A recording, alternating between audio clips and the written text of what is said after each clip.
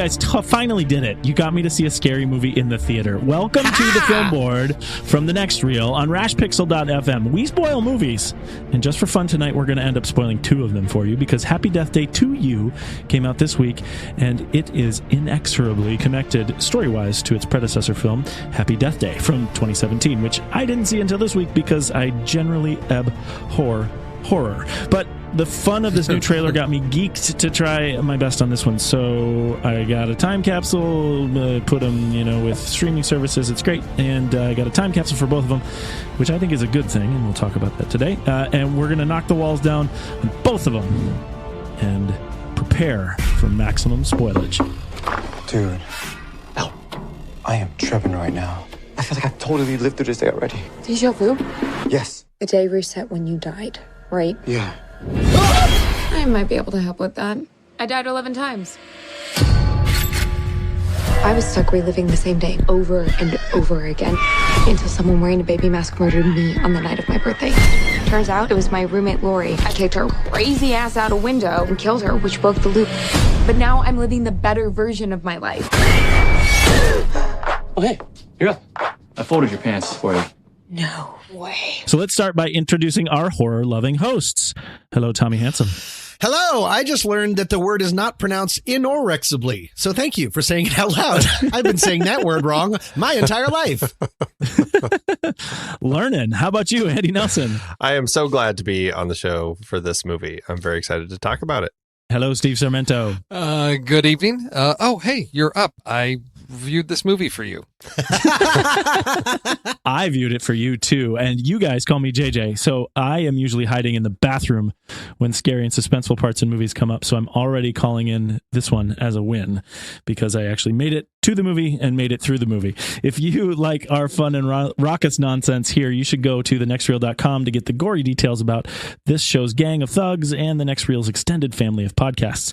We've got fun ways to hang out with us in the digital dimension where we keep the crazy conversations going for a perpetual eternity. Wait, that might be redundant. Repeating eternities? That's kind of what this movie is like. Anyway, what did you guys think of Happy Death Day to You? Let's start with initial thoughts from Steve.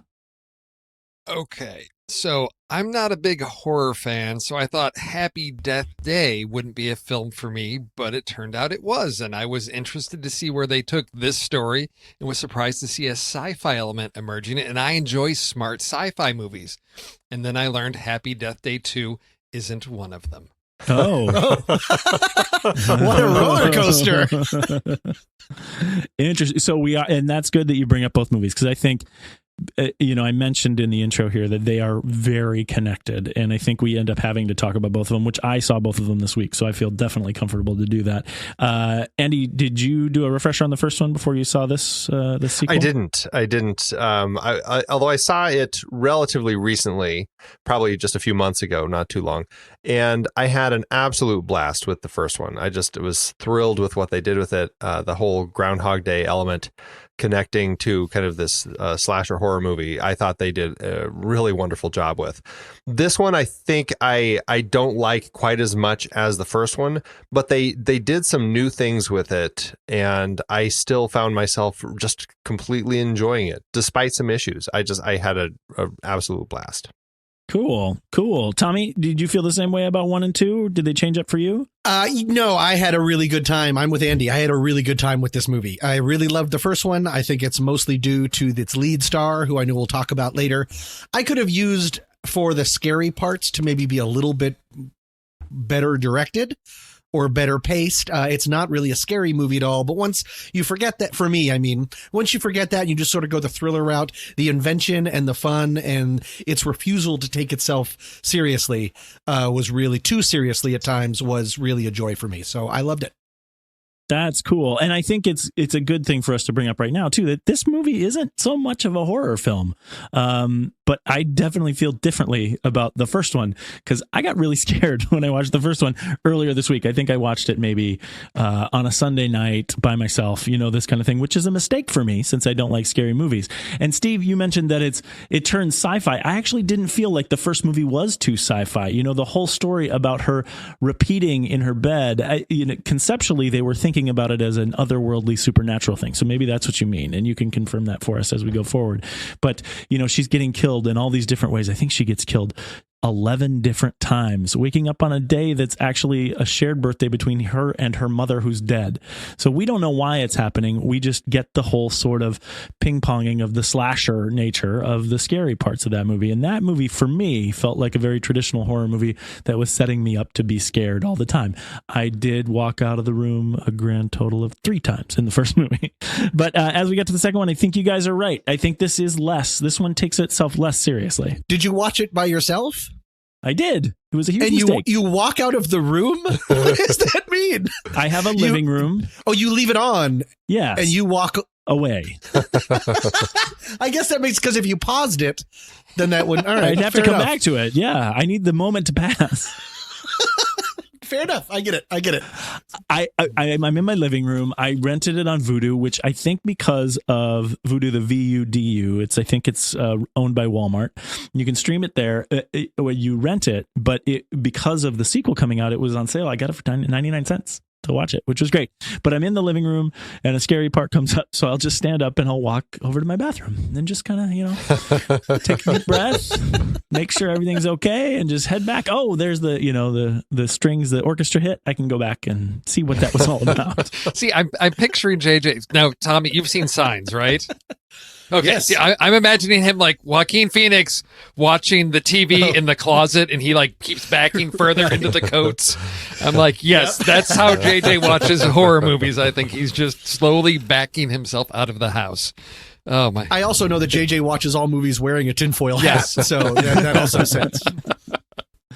But this new one, the sequel wasn't scary like that. It definitely was much less of the horror movie. And I think that's why I find it interesting, Steve, that you say that you felt the first one go into that sort of supernatural sci-fi smart version of the first one. This one is a whole lot more campy, but I didn't dislike it because the fun aspects of the first one, the things that I found fun in when I wasn't walking out of the room, were fun here in the second one too. And what they explain the supernatural elements of the first one's away with some science. I doubt it's real science, but it's the idea that they've created time loops because of a science experiment on the grounds of this, is it Bayfield University? Home of the Fighting Babies, the greatest, worst mascot in history. Fighting babies. I really need to know where the babies come from. But yeah, so anyway, they created a time loop, and then we go through a whole bunch of misadventures. I don't know what else to call it. It kind of becomes campy comedy through this, how they try to do it. And they play around with then the death scenes and the scariness, and it becomes a lot less scary here in this movie. And that's probably why it devolves into something that's a little less serious, even in its concept too. So, my first question for you guys was, is this one not slashy enough for you guys? Because, I'm taking it as my win because you guys got me to see a horror movie in the theater, but this wasn't really horror. Steve, you didn't think it was smart. What parts of it were really less smart for you? Let's say, okay, so the Dean, anything with the Dean, because that just, to me, this film felt like they had another script for some, wacky teen college comedy. And they're like, well, let's just take that. We need a story. Let's build this on top of it. And that's really where all my problems come from, is we have this dimensional shift, and it really resets the tone where characters, everything changes, and it sort of cleans the slate and allows Danielle to be a good person. And then, she can now be part of the team, and just I guess I could call it slapstick, although slap cane is probably better, as she's pretending to be blind. It just totally destroyed the tone of the movie, because the first one was so smart and embraced itself as a horror movie that was PG-13, so it's going for a broader audience, but still had all the things that I would want out of a horror movie, whereas this one just felt like it knows it's going to be PG-13, and we're going straight for that 7th grade audience. It just was not as smart as the first one, and there were so many, I think, poor choices made in the story and characters. Again, when we're in a different dimension, there were characters acting ways that made no sense to me, and to just say, oh, well, this is a different dimension, to me, it's weak writing. It's sloppy writing. So that's Well, and Andy, you said you had issues with it. Were those the kind of issues you had too? Did it feel like you were going backwards in junior high as you go from the first? Well, there were definitely elements that they chose to incorporate into this one script-wise that weren't in the first one, like a lot of that stuff. The first one was just a really smart kind of Groundhog Day slasher movie. They did a great job of creating that and making this kind of antagonistic girl the one who becomes kind of the hero that you love. And at the end, I loved that.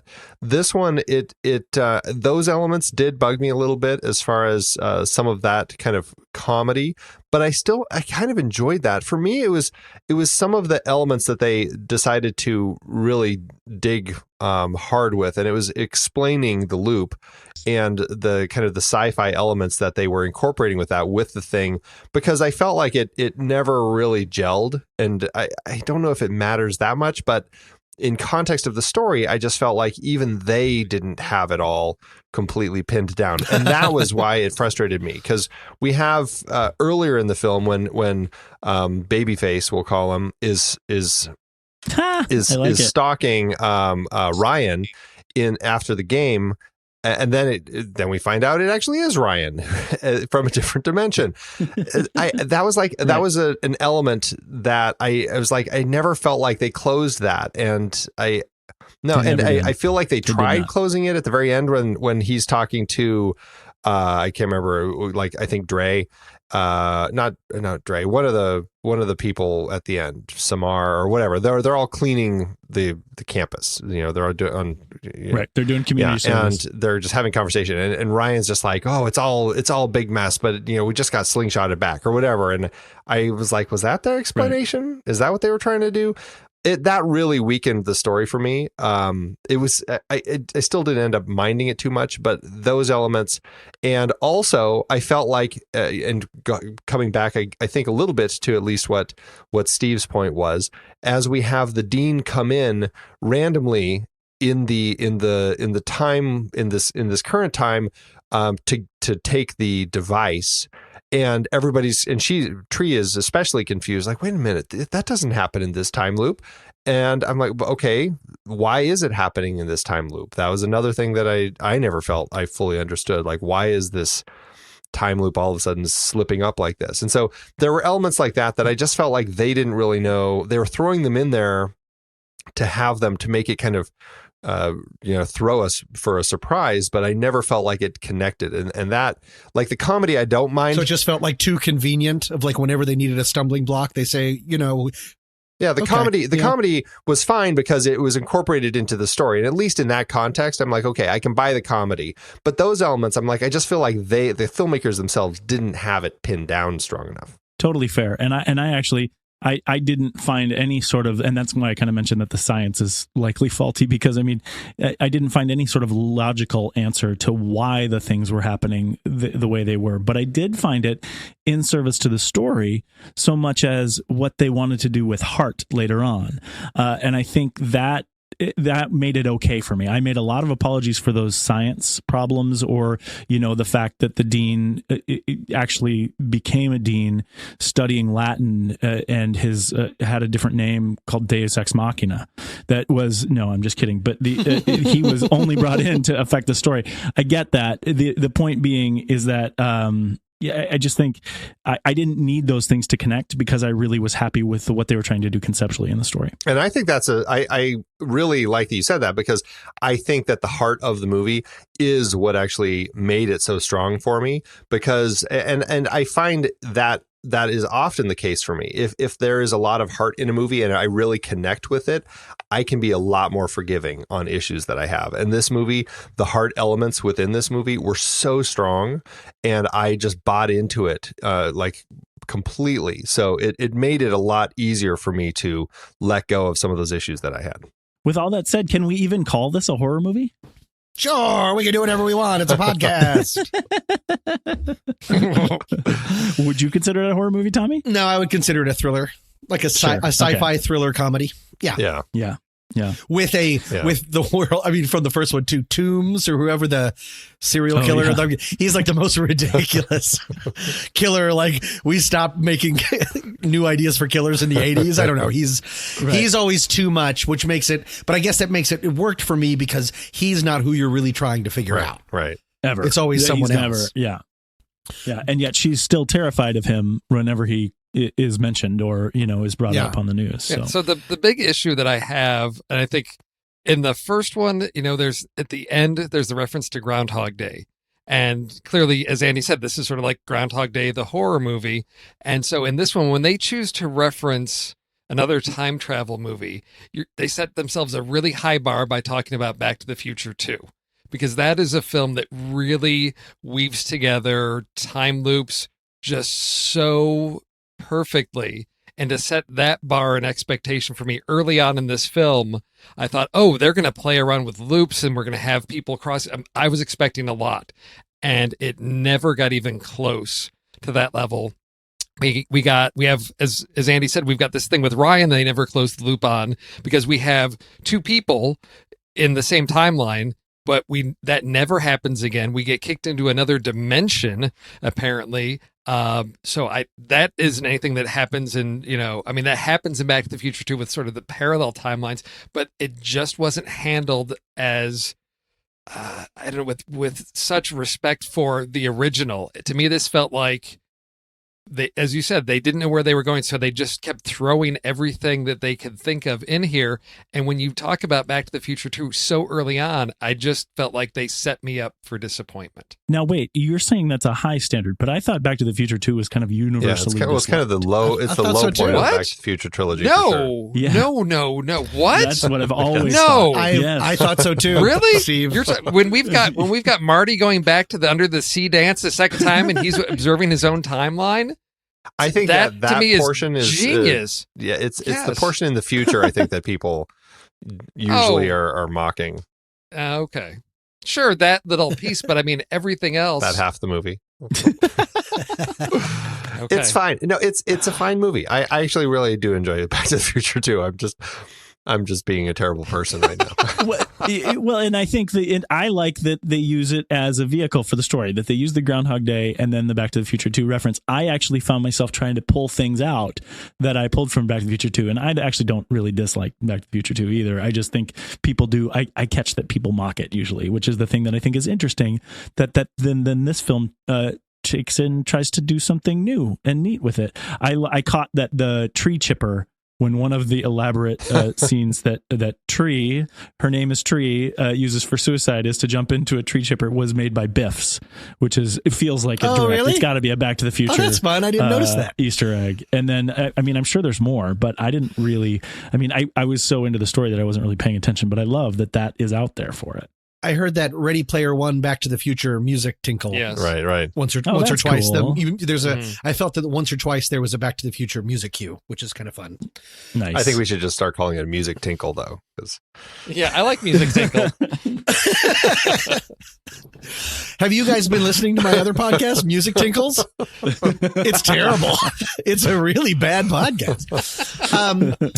Jumping off of something that, what Steve says and what Andy sort of is right about the science not really, and it feeling sometimes that they're writing themselves in a quarter and then just saying, well, dimensions. For me, and I'm not saying that makes what I'm saying right at all, but for me, it was the love for the first one. Going back into that world, the care, the details that was put in that, and something that I had forgotten from the first one was the inexplicable power outage. Our whatchamacallit, our not tax dollars, our college tuition. Our tuition dollars at work. Our tuition dollars at work. That's kind of neat because I was just in the first one, and in the first one I was like, oh, that's just to sort of put us on edge because it's not like anyone showed up, but I just thought that was really cool. And then to be back there and watch Tree realize that she's back. I got giddy. Yeah. Going and seeing all of those same people, the guy who dressed up sort of like Prince, like walking into the building, doing the gross, 80. I was just like, oh my gosh, they have nailed all of it. It was so much fun. And they're just running through screaming at everybody.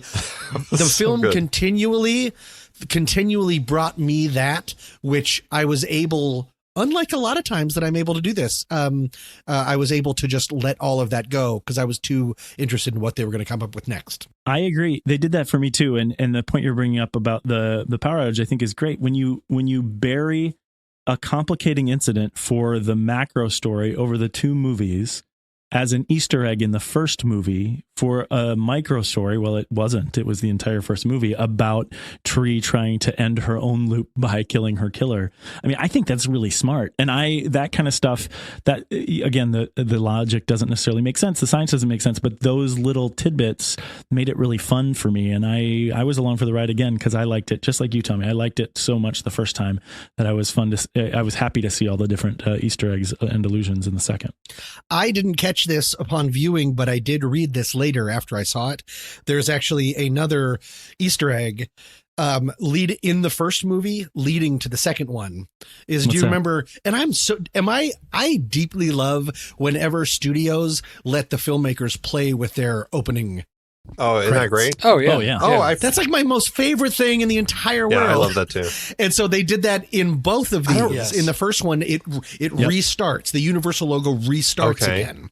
And then in this one, it sort of becomes three alternate Universal logos. But I did read that in the first movie, when the Universal logo restarts, there's this really big, crazy sound. That's the sound of the device. Oh. That's the sound of the device. Of Sissy powering off in the sequel. Oh, wow. Cool. Okay. So that can be a lot of stuff. Just sort of like, yeah, that's what it was.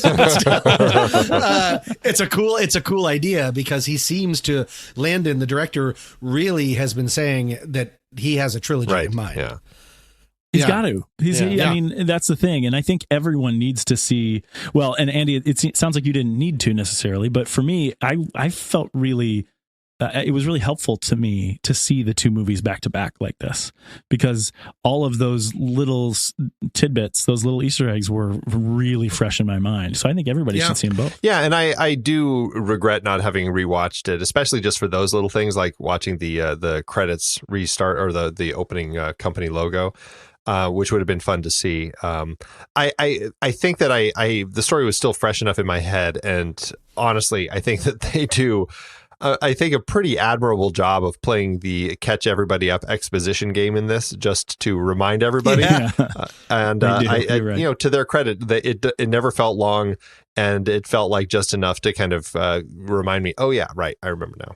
Well, and I do want to talk about another piece of it, because I think if we all kind of agree that the science or the logic about the supernatural aspect of it, the leap of faith that you have to take to go with what they're trying to do for the vehicle of the story is a little thin here.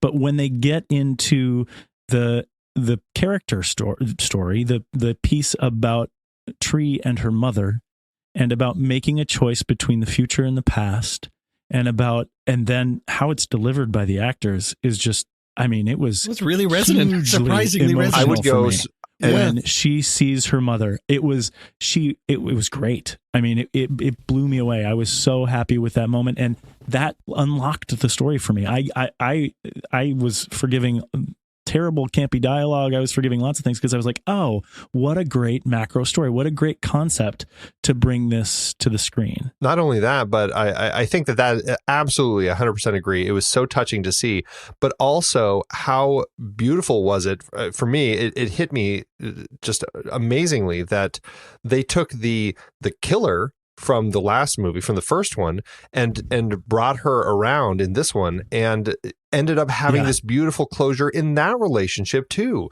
The way that Tree and Laurie kind of have their moment in the finale of this one, it was really touching, and all of that was just so heartwarming. And I'm like, I can't believe I'm watching this in this movie of all things. It struck me sideways because it was so strong. What an interesting ride for that character. And conceptually thinking about, being able to get good closure with even the bad people in your life in a different dimension is a really cool thing to think about, right? Yeah. Yeah.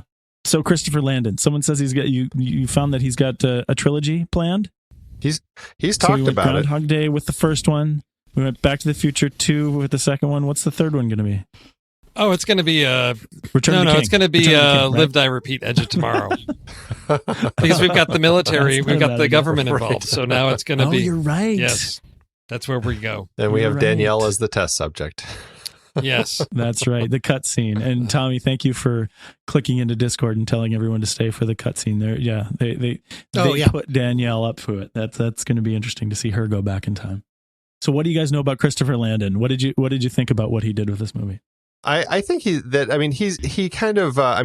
grew up in the industry with a famous father, and I think that certainly Michael Landon. Is Michael he that Landon? Yes. Yeah. There you go. Oh, that's amazing. I didn't know that. He's kind of come up in the horror industry a little bit with doing a lot of writing on the Paranormal Activity sequels is really kind of, I think, where he took off and then started directing with actually he had directed actually before those, but then Paranormal Activity, the marked ones, and then Scout's Guide to the Zombie Apocalypse, and then these two films. I think I don't know. I think that there's Was he involved in Disturbia? I have that in the back of my head. Yes, he wrote that. He wrote it. Okay, I'm sorry. Go ahead. I think that he's just, I don't know. There's something about his tone I think works really nicely. I think he's latched onto this idea of these characters and this world. And just despite the issues I have, I think he's found a really touching way to make this story come forward. It's really heartwarming, and I love what he's doing here,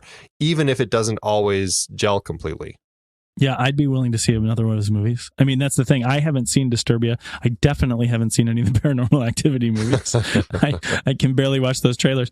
But I mean, what happens in this movie has led me to believe that I can trust his instinct as a writer and as a director a little bit to include me, who's afraid to see a horror movie, because I'll be interested enough in a story that seems, Steve, like you said, sci-fi smart in the first one, and then bringing around this conceptual heart piece and making it special.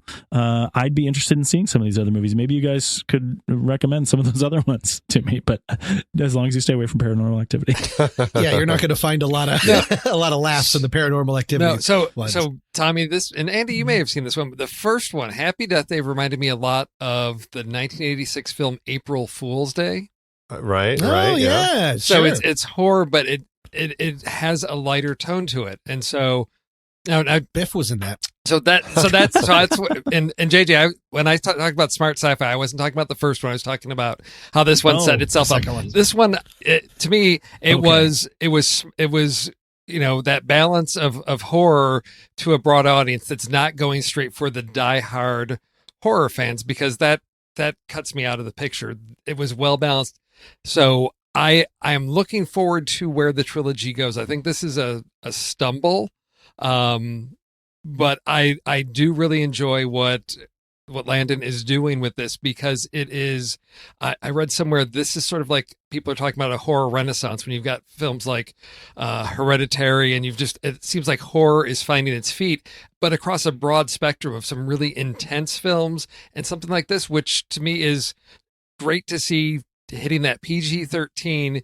I don't know what your audiences were like. I was surrounded by teenagers when I saw this last night. And I mean, they came in, they were excited, they were talking, as the trailers are playing. I'm like, shh, quiet. I'm trying to watch these trailers. I gotta see what's going on with some of these things.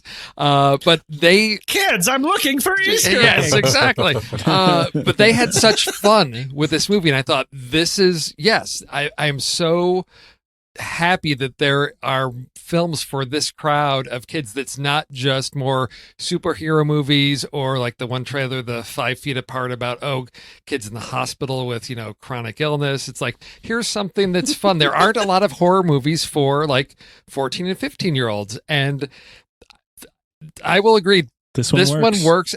I will say it's not for me. They were totally enthralled with this movie. The slapstick stuff, the stuff that just drove me nuts, they were eating up. They were loving it, and I'm glad they were, because I think this is that, as I said, I think he's targeting this film at that group. When embracing PG-13 horror, there's not a lot out there. It's something that's going to be safe for JJ, and it's something that I think parents can go and watch with their kids. it's you're not going to take your kid to a really disturbing dark horror film, but this is one that, yeah, I hate to say it, the whole family can enjoy because it's not so intensely scary. It's not so thematically dark. Even the first one didn't get into the darkness of a horror film that I thought is often the case, but here it really embraced what they were trying to do, and I think it's a genre that there's not a lot out there of, and I'm glad I hope this one is successful. As I said, it's not for me. I had so many issues with so many things. Can we talk about Gregory and that whole issue of that storyline, professor? Yes, because that's something they bring back from the first one of like Laurie. That was the whole root of the triangle that causes everything in the first film. Is Tree's having the affair with the professor. Laurie, is having the is interested in him, and so it's this whole like fatal attraction thing. Like, I'm going to take my roommate out because she's in love with the man that I'm in love with. And so they bring that back in this one, Laurie and Gregory. We've got the wife in there. But to me, I'm like, yes, we're in another dimension, but really, you're going to shoot your wife in the hospital and say, oh, honey, I want a divorce. I'm like, oh my God, that's so like 1987.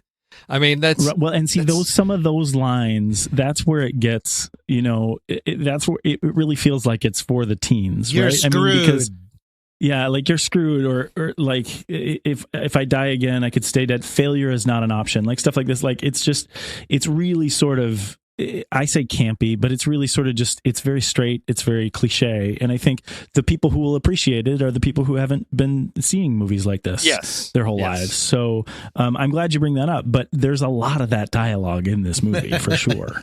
Some of it seems sometimes like placeholder dialogue. What do you mean by that? Like, we're going to dress it up later, but this is what she needs to get across. Right. Yes. Some of it seems like placeholder dialogue, and the line that you just brought up, JJ, of if I die again, I might stay dead. Failure is not an option, is clearly written for the trailer. yeah. Right. Like, it just sort of sums everything up and gives you the stakes and stuff. Yeah. No, I agree. Yeah. But I didn't care. I didn't care because I liked it so much. I was having so much fun with it. I didn't care because I liked her so much. Yes. Oh, yes. No, this is the campy dimension. That's how I did it. But she's great. I've heard people talking about like, how come people don't really know about her yet? What's the story? Jessica Rothe, or is it Roth? I don't know how to pronounce it exactly. I don't know. Yeah. I think she was fantastic. So much fun to watch. She makes the movie, and she's exactly what. I think her character, the way she plays it, just is brilliant, and it works so perfectly for this character that you don't like so much in the first one, and then you still like her as she turns around. It's amazing to kind of see how she does that, and she just continues that, and all of the stuff she's doing is just, I don't know, it's so good, and the way that she gets so frustrated when she comes back. I mean, she carries every scene that she does flawlessly. She's perfect in this film. She needs to be in more stuff because she's one of those people who is just needs to be on screen. Her character arc in the first movie would have been unbelievable with a lesser actress because she's so dislikable at the beginning. Yes. And the then worst. For her to take that transition, and she does it perfectly. You totally believe it. You totally love her by the end. And then for her to come in this movie, and then we know that because we've now stitched these two movies together, that no additional time, actual time, has passed. And yet now she is deeply in love really with Carter, right? I mean, she goes into a different dimension and has to be faced with her rival having Carter, and when she was this terrible person, didn't like him at all. So in the course of actual time, 2 weeks, I guess, 11 deaths, 11 days in the first movie. Yeah. She is now a good person and in love with someone. This is all made believable by how wonderful this actress is. It's the only thing I can use to explain it. She does such a great job, and she's so much fun to watch that I would believe her with that turn. 100% agree. I think the only reason that these films work as well as they do for me is her across the board. Yeah. I like Carter. I like his non-traditional look for that kind of character. Yeah. He's not like from something else. He was in a movie called Happy Death Day. The first one. He was in the Bling Ring. I saw him. Yeah, he was in the Bling Ring. Yeah. Oh yeah, I saw that. Yeah. That's right. His name is Israel Broussard.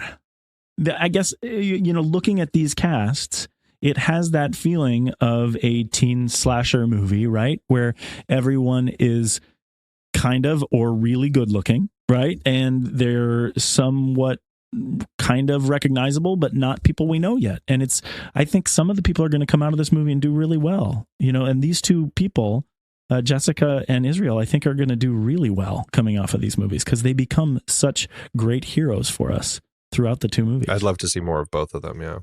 Well, you will in the third one, I'm sure. I hope so. Yeah. Happy Death Day, 3 of us. I don't know. And then Ryan is, I think it's Fee or Phi Vu. He, unfortunately, I'm not a fan of. I had a little bit of a panic when it started with him because I hadn't really watched any trailers or anything. And I was like, oh, we can't hang this movie around him. I don't mean to be a jerk, but he's just not that charming. He has trouble with certain dialogue. Like he's just not, he's kind of like in the very first scene, he's like picking his nose as he's walking. And I'm like, yeah, that pretty much is right. Yeah. Well, and his character, to be fair to the actor, his character is really thin too. I mean, his character is terribly shallow. Right. Correct. And it becomes a challenge because he is given a lot more. I mean, I actually don't mind him, but and maybe part of my issue with him is that he is the one who becomes babyface in that in the universe where he's doubled and all of a sudden there's that oddity added to his story element, and I think I think that ends up frustrating me more with him. And maybe I pin that on him more than I should. Tommy, I don't know if you have written a song yet, but if you have not, I suggest that you go to the Babyface history of songs and write a song for this to, Whip Appeal maybe, or This Is for the Lover in You or something like that. I don't know. Anyway, I hadn't thought about calling it Babyface, and I just love that you've done that. Danielle is Rachel Matthews. I mean, she's great for what she does. She's totally the foil, right? I mean, if the third movie centers around you, maybe we'll get a better sense of what she can do as an actress. But she only has sort of one way to go in this movie. How do you guys feel about Danielle? Pretty big set piece, though, with her pretending to be blind. I mean, she gets a real comic. She gets a chance to really sort of spread her wings a bit, and she did pretty well. I thought that the film did most of the work in that scene versus her. But I thought it didn't feel like what's happening here. We never get to see Danielle as a person, though. Unfortunately, she's always a caricature. And it's interesting, though, because she, even though she's set up to be so much more the likable girl in this alternate dimension, she still ends up not being the likable girl, right? Well, she's still cheating. I think that's across the board. She's just an evil character no matter what. She's just using him for grades. With the guy she was cheating with, though, was great. When he comes out of the bathroom and he was just dumb as a rock. Well, he's from the first one. That's not possible because rocks don't have brains. Yes. He's in the first one? Yes. Yes. Who is he in the first one? You don't remember when Tree goes to the party? She's in the frat house and he's got the whole dance disco thing in his room. That's him. That's him. I believe that's the same character because that's him. That's a great catch, that was I believe that was Danielle's one of the guys she hooks up with, and that's the whole reason she was pissed at Tree was I watched it just on Sunday as well. So, JJ, I'm surprised you don't remember that whole sequence there. Well, I don't feel like he was particularly dumb in the first movie. Was he? He wasn't. Remember, when Tree shows up to the surprise party, she knocks on the door, he opens the door, and she just belts him because he's wearing the baby face mask. I remember that. Yes. Oh, of course. So, yeah, Oh, that's him. Oh, neat. Okay, good work. That's a great catch. Yeah, no, I didn't catch that at all. That's awesome. He didn't have as much time to show that he's as dumb as rocks, but again, we're in a different dimension. So, and as we can see, great opportunity to just rewrite a character to whatever's going to fit the story. The only other actor that I really want to talk about is the mom. I was super happy with the mom. She had all of her lines were emotional heavy lifting. Oh yes, she had to be the kind of sage advisor, which is appropriate for the story, being that she comes back from the dead to advise her daughter. But I thought that actress, it's Missy Yeager, and I think she was just great. she was so much fun to go along with, and I mean, I believed everything she said. I would have taken her advice too. She was, it was a really touching element to add. And I do think, and actually she did play her in the first one, I guess but she was just, right. She was so touching here, and just the conversations that she had. And it was interesting because we're obviously on Tree's side of things, and we know what's going on in this alternate universe, but the way that she reacted to the conversations she was having with Tree, just felt so authentic and beautifully parental. I was just like, I want to be able to remember to say things like this to my own kids, because she just did such a good job with it. Right? Yes. When you're dying and reliving right. different, when you're caught in your time. Maybe I already have said great lines like this in the alternate timeline. Of course you have. This is the fourth time we've recorded this episode. We've got to stop the loop. So anything special from camera? We had Toby Oliver as the cinematographer on this one. And we've had him on the show before, which is awesome. What was the show that he talked about when he was on the show with us? I knew you were going to ask me that. I should have been prepared. What I want to say, was it him that we talked to about Dunkirk? Was he our Dunkirk guest? Well, let's go back. I have to go look. Sorry. Speakeasy. Yes, that is correct. Yeah, that's Dunkirk. what Google's telling me. Wait, no, he talked about Grease 2. I might be looking at the wrong internet. Very cool. So we've met with Toby though, and talking about Dunkirk. What kind of camera things did you guys see in this movie that were kind of fun? I thought it looked fine. I think that they play up the tropes when necessary in order to kind of create the mood. I will say, and I don't know if I can completely fault the DP on this, but there were a number of shots in this that the green screen work just looked pretty rough. Yes. When she was doing any of the skydiving stuff, or there were some other ones too, and that was kind of frustrating for me. I'm like, they could have made this look a lot better than they did, but especially the effects in these days. were rough, but. Yeah, as far as the camera and the thing that I enjoyed most about the movie was the tone, really, the color, everything really popped in a very, really neat way. I didn't have particular camera moves that I liked, but I just was really I felt present on the campus with them at all times, and I thought that was really great. The one shot that stuck out with me was, I think it's one where she's in the bell tower, and she falls, and then she's falling down, and then she's falling. Oh into yeah, the that bed. was nice. Oh yeah, that was the one that and that was, clever effect. Yeah, because it really gets into, and I when I watched the first one, I watched some of the extras on iTunes. I think they talked a little bit about how you never really see her die. It's always like at the moment of her, just as she's about to die, is when she wakes up. And so that, for me, that was the nice transition that we see of, at the moment of death, just as she's about to hit the ground, she's hitting the bed. And it sort of brings that back into this one of, we never actually see that violent moment of death.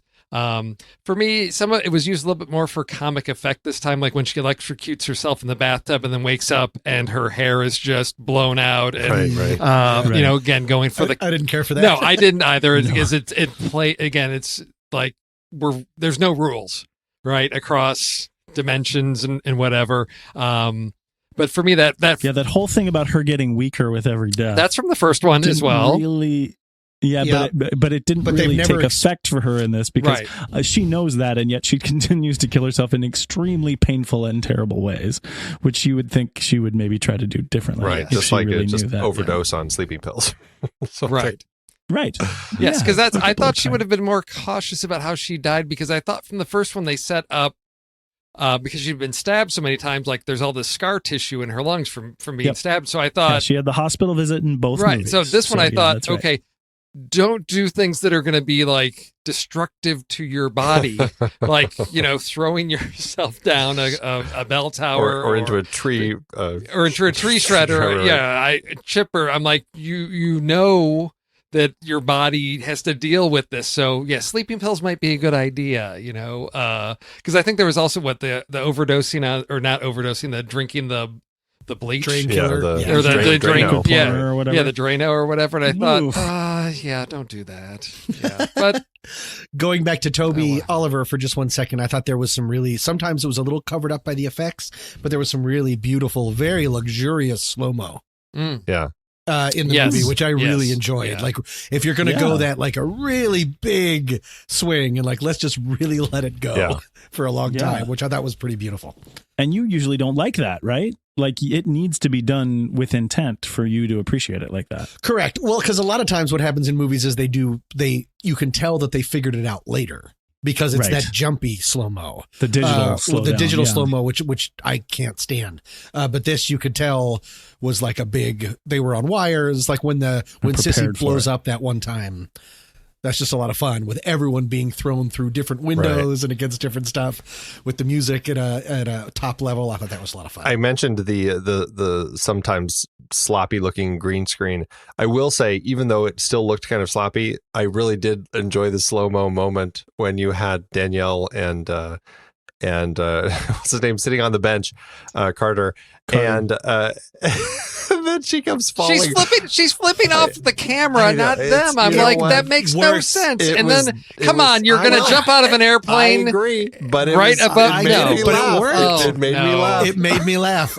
And it made my entire theater burst out laughing. It was pure fun. Pure fun.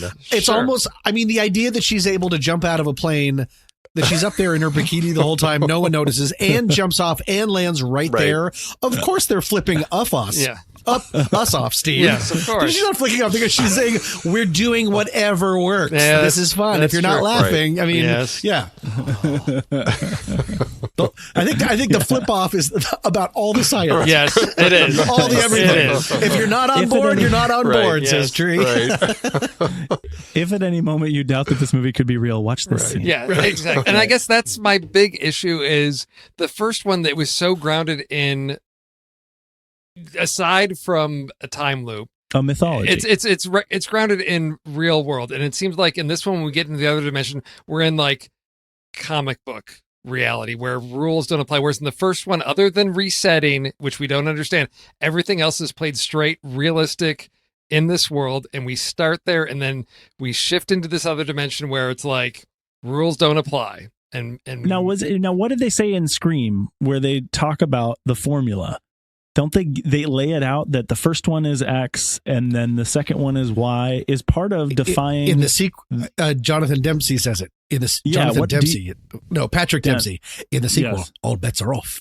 Yeah, I always remember that because he says it's super weird in the sequel. All bets are off. Well, okay. And then he says something about the last one that it's like there's more deaths. You can expect more deaths and all that kind of thing. So maybe they're following that formula to some degree. Maybe there's an allusion to Scream in this movie. Well, he actually references Scream. Christopher Landon does as one of his inspirations for these films. I think that I think it shines through. I mean, I think reference to self-referential types of movies does seem to be something that he enjoys and just kind of likes to throw in, having fun. It does make me wonder, though, and I'm curious what you guys think of there's a difference, I think, between a horror movie where, the sequel changes things up and does things and all bets are off, whatever. But how does it work for you when it changes the tone so much? Because obviously that is quite a difference where it's kind of like a horror movie, but then the sequel is a little bit more of kind of a campy, goofy thing. Like I feel like there are other instances of this that I'm not coming up with. I feel like I want to say Fright Night and Fright Night 2, but I don't know if that's accurate as far as the tonal shift or Gremlins and Gremlins 2. I think that's an interesting tonal shift in those two films. And that's a really interesting point to bring up. I mean, for me, I kind of feel like, do you remember which really scary parts from the first one you remember? From the first, because I don't, but I do remember when they started having fun. Yeah, I do remember the montage. So it's almost like part of it is to be believed of they picked all the stuff that worked the best from the first one and made that the focus of the second one, which is risky. But for me, a lot because of the actress playing Tree, it worked for me. I guess when I think of the first one and just I'd seen it recently, to me, first time through, she's heading to the party, and there's she walks past a bunch of people, and there's like a kid in a hoodie with the baby mask, and then it's clear he's with that group, and she continues, and then there's a little underpass that she's going to walk through, and there's a little music box. Yes, exactly. Which isn't a part of the killer's mythology, which never comes. No, it doesn't come back, but it's an iconic, like, creepy moment. There's something about music box, yeah, twinkly music in a dark place. That tinkly. We're back to tinkly music. That worked really well, because to me it's telling me, yes, we're in a horror movie because it's doing unusual things like that. Like, why would there be a music box in the one, like, underneath the one light source in this underpass, in the middle of the fringes of the campus? Yes, that's exactly what you expect. Girl, don't walk through there because something weird and creepy is going to happen. And they played it really well. But I think it's interesting, Tommy, that you don't remember those as much as the other parts. And I think that's the PG-13 side of this, of embracing that lighter tone, which I think we agree is the strength of the first one. To me, it's right. They followed that to a fault in the second one. And it's completely subjective. You were right. I'd never found that first sequence. It seemed like a bunch of sort of, if you took some horror movies and sort of in a bag and you shook it out, that's what would be left. Because like there wasn't, it's not the twinkly music killer. Like there was no, it was just sort of like, what's kind of creepy? I don't know. Ballerinas little boxes. What's creepy? A tunnel that has a sidewalk you can see where she can go around the tunnel. Like, it felt a little like rushed and lazy and just sort of like, I don't know. So the fact that didn't work that well for me, although again, I'm still a huge fan of the first one. That's why I wasn't holding on too tight. But you're right, that I do believe that was an iconic moment for that movie, and one that I had when I said, is there anything that you remember? You did answer my question and answered it very well. Because for me, that one, I was still expecting it to be a horror movie, and sure. it's setting those things up. Yes, by the time you get to the end of the film, you think, who's putting that there? Is it Laurie because she's the killer, and why would she do that? And I have all kinds of issues with the first one of like, Laurie can be anywhere at any point, and how does she know where a tree's going to be? But fine, it's a horror movie. I don't care. And that's the suspension of disbelief that I will accept in a horror movie. And this one, I'm suspending my disbelief because there's so many red herrings, because in our first time through, Ryan is the baby mask killer, and then it turns into Gregory for whatever reason that I don't think is really adequately explained, other than he somehow got the same idea that Laurie did, to like let the serial killer loose out of the hospital so he could kill Laurie. I don't understand that at all. That was a little vague for me too. It was done in a lot of quick things, and I was like, oh right, wait, what? And then the movie just kept going. Yes.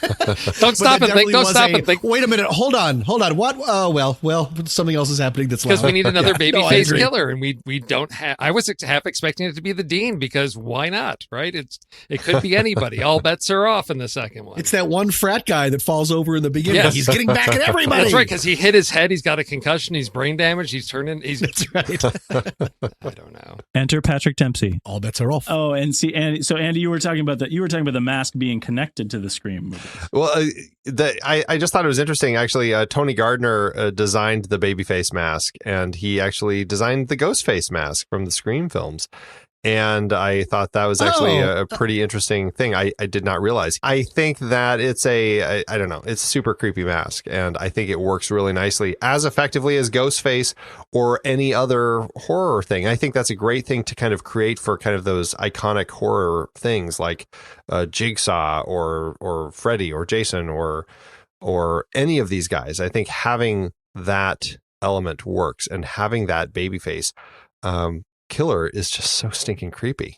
Well, and especially when it's the real killer, because that mask is always slightly like scuffed up and battered. If it's like a clean baby face mask, if you pay Right. attention, that's not somebody that's really the killer. The killer always has one that's like it's been scratched up and it's a little smudged, which makes it even that much creepier, because it's like, where is this person coming from with this nasty mask? Dirty baby. It's this creepy dirty baby face. Yes. Well, and the baby thing, it is horror. It's a great horrifying mask. It's totally strange that a university would have a mascot that is the babies. There's no reason for that. But it all works in the story because of the tone. Because if it were some sort of sinister fighting animal or some mascot that would be, we would assume would be appropriate, it wouldn't work with some of the campy stuff that they're doing there. This works because it's like, what the heck is that? And it's also terrifying. So that's kind of great. Yeah. And in stuff like that, that's where we're talking about Carmina Burana being used here. Something that may be overused in the past, but it seemed to hit the right note here, even though, again, it's campy. It's always kind of a joke now. It's even a punchline when they bring it in here because, okay, you have the huge sweeping opera that comes out, but it works because it's But it works so great because of the moment when that was when I really was like, oh, I get it now. I didn't quite get the game, even though I probably should have before then. But when Danielle kisses Carter, I was like, I love this movie. And it's done in crazy luxurious slow motion. She's like, what? And it's Carmina Burana. The entire movie like throws up. And it was so much fun. I loved it. So that's why when I talked about big swings, big sweeping moments and with slow motion and stuff of everything, that's when the whole movie came into focus for me, which was so much fun. I love it. Did you guys have any other final comments to make about the movie? I just wanted to say it's such a delight to see a movie like this that is having fun. It's throwing in some little scares. It's throwing in a lot more heart than I ever would have expected in a movie like this. And it was just so much fun to see. And the audience had a great time I was with. And I certainly hoping that they, it's Blumhouse. I love that they kind of keep cranking out low budget projects so that they can do sequels. So I certainly am looking forward to a third movie sometime down the pike. That's what the BH is, Blumhouse? Yeah. Correct. At the beginning of the movie. Very cool. Well, with that being said, maybe it's time for us to rank it. Go film board. It's the flick chart. Time to see where it ranks. Hope we pick smart. Will we kick it up high or rip it apart? Oh, we'll never know until we rank it on the flick chart. 50 Cent is overrated. Hooray! I'm running out of words that rhyme with chart. I love that, and it's even better than if you did choose to do a babyface one. So I'll just say that. So check out the entire Film Board filmography ranked in one convenient place at flickchart.com/TNR Filmboard. When you get there, you can create your own tournament-style stack ranking and see how your big screen favorites run alongside ours. So where do we start, Andy? First off, Happy Death Day to You, or Valerian in the City of a Thousand Planets. HDD to Happy Death you. Day. I heard Tommy. Death Day. Yep. Sorry. That's okay. Death Day for me, too. Steve? What? Did you see Valerian? Yes, I did. Boy. I did. There was one good scene. Yes, You can't put an entire movie against the marketplace scene. In Valerian. I agree, and I was just thinking about Valerian for some reason earlier today, and yes. Both movies have messy parts, but Happy Death Day. I will say, I will agree with all of you. It is a lot more fun. Valerian. Actually, I watched with my kids, and I actually ended up having a lot of fun because they had so much fun. But for me, it's settling up for me too. Yeah. But I still like this one. Yeah, but Happy Death Day to You is the one that takes it for me. Second, we have Happy Death Day to You, or JJ's favorite, Fury. Oh, I'm going to say Fury. Oh, Fury. Happy Death Day to Happy You. Death Day. What? Fury, the okay. tank movie, Yep. right? Yeah. Yes. Oh, Steve, that is so much. Oh my gosh. Steve and Tommy, do your deal. How do we? Tommy and I don't know how to do this stuff. I'm gonna count 1, And 2, we just 3, start and shouting you guys things, just right? Is it like knife drill, MRI machine, 1, 2, 3. paper? Oh, well, that was quick. Okay, so Steve wins. So Steve Fury wins. wins. Fury wins. Happy Death Day to You, or Ant-Man. Abstain. I'm going to say Ant-Man. Ant-Man. I'm gonna say Ant-Man as well. Happy Death Day to You, or First Man. I have to abstain. Death Day. Death Day. Tommy? And Pete's going to scream as he's editing this. Death Day. I haven't seen it again yet. Seen what? I'm sorry, Pete. I'm going to. Because I really wanted to see it again after our talk. And instead, I've watched every other movie. Yes. So I think I'm going to say Happy Death Day. I'm sorry, Pete. Please don't hate me. Happy Death Day to you, or Captain America: The Winter Soldier. Ooh, Death Day. Winter Soldier. This movie. Happy Death Day. I'm going to say Winter Soldier, but boy, I could almost go either way on this one. Okay, Andy, let's do All it. right. One, two, 3. scissors, paper. Oh. Happy Death Day Happy Death wins. Day to you takes it. Happy Death Day to you, or Looper. Death Day. Looper. I haven't seen Looper in so long. I loved it, but do I? Yes, you do. I do, right? You do love it. Looper. That's right. There we I'm going to say Happy Death I just Day. Inception just to make Tommy. it more I complicated again. No. Oh gosh. Sorry. Okay, Andy and Tom. Okay. All right. All right. 1, 2, 3. Rock. Scissors. Oh, Oh. yeah. Looper takes Looper it. wins. Happy Death Day to you is at 32 on our flick chart. 32 out of 78. Okay. 32 out of 78. not bad. Okay. Pretty good. That's not crazy. That's- yeah, yeah. we I'm had a good with that. weird number of strong battles in there that we had to fight it out. But for me, it's a 3.5 and a like. That's where I am. 3.5 and a like. I'll do it too. It's really 3.5 and a love, I will say. Yeah. Steve? 2.5. No, Grandpa Steve. Yes. Kids, quiet down. I'm trying to hear the trailers. I'm soaking up the verisimilitude. I like you using like fancy phrases in a room filled with teenagers. Mise en scène. All right. So where do we go from here? The big behemoth Marvel Cinematic Universe is finally starting to wrap up its early phase. Is this phase 4 that we're wrapping up? No, it's phase No, wrapping phase 3. What? phase 3, and we're going to start phase 4 with the next 2 months. There's So more we have- phases. Oh yes. Where there's money, there be phases. So next month is Captain Marvel. We're going to do that for the film board because we don't want to miss it. We're going to see it. That's March 8th. And then because it may be an urban legend, but because of Robert Downey Jr., they moved up Avengers Endgame one weekend. So it actually shows up in April, not in May this year. It's going to be in the last week of April. So we're thinking about doing 2 Marvel movies here in the next couple months. I think it's because it's pretty relevant when you think about what's coming out here at the beginning of 2019. So just for fun, Andy, where are we in the Marvel Movie Minute right now? We, God, you always ask me this, and I'm like so confused. Have you cracked the opening credits yet? we got to be in the 30s, okay, right? because we're just recording. Yeah, so we just finished minute. Let's see. By the time this comes out, minute 32 should be out about right now. So we're still in the cave with Tony, trying to figure out what to do as far as getting out. And check out that podcast if you hadn't yet. It's Marvel Movie Minute. It's part of the Next Reel family of podcasts, and it's really fun. It's a little bit shorter in duration, so it's a little bit more bite size. It focuses on 1 minute at a time, every movie from the Marvel Cinematic Universe, if we can keep up.